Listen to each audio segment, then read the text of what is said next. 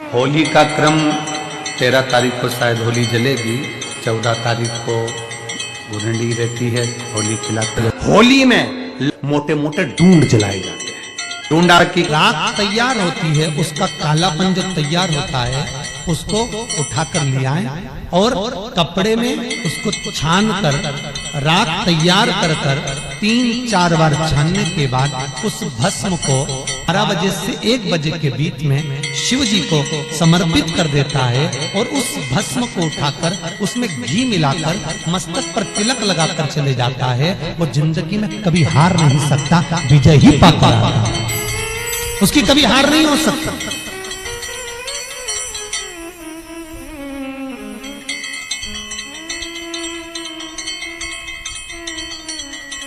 वो कभी हार नहीं सकता।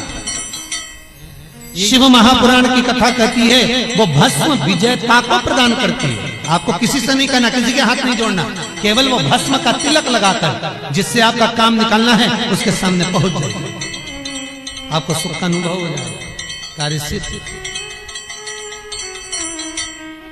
तो भस्म इतनी प्रबल हो गई, शरीर में बहुत बड़ा रोग हो गया, छूटने को तैयार नहीं है, बड़े बड़े इलाज करवा लिए, बहुत दिखा लिया, बहुत सब दूर इलाज करवाया, सब दूर दिखाया, पर मिटने को तैयार नहीं है। तो फिर अबीर का प्रयोग, एक चावल का दाना, एक श्वेत पुष्प और अबीर भगवान शंकर को समर्पित कर धीरे धीरे धीरे धीरे शरीर का रोग अपने आप समाप्त होना प्रारंभ हो जाए। पूरी कहानी गलत बताई। अगर दुनिया के लोग सही कहानी बताते तो भतीजा और बुआ का संबंध खराब नहीं होता। कहानी गलत थी ना। लोगों ने कहा, हिरण्यकशिपु ने अपनी बहन से कहा, बहन तू अपने भतीजे को गोदी में रखकर बैठ जा और चादर ओढ़कर बैठ जाना, तू बच जाएगी, तेरा भतीजा जल जाएगा। तो बुआ भतीजे को जलाने के लिए गोदी में लेकर बैठी। बोलो सही है कि गलत है? लोगों ने कहानी गलत बताई। होली का लोगों ने कहा उसने अपने भतीजे को जलाया। पहले तो होलिका का नाम तो निकालो कि होलिका का नाम क्या है।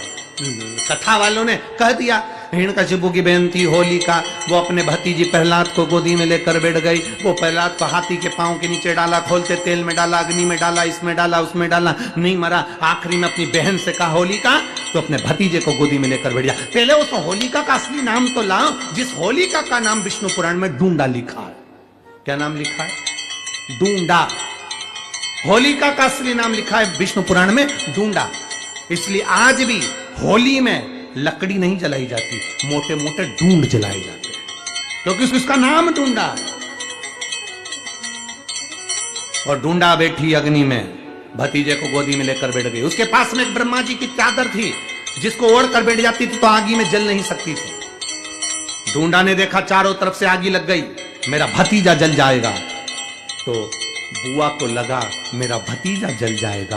बुआ वो होती है जो दुआ देती है, बुआ कभी बद्दुआ नहीं देती।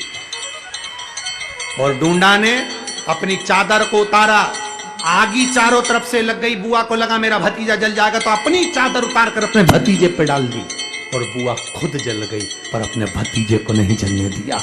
ये कथा है, पर लोगों ने उसको पूरी पलट दिया, पूरा पलट। बुआ कब जलाई अपने भतीजे को? होली का क्रम 13 तारीख को शायद होली जलेगी, 14 तारीख को गुरंडी रहती है, होली खिलाती है।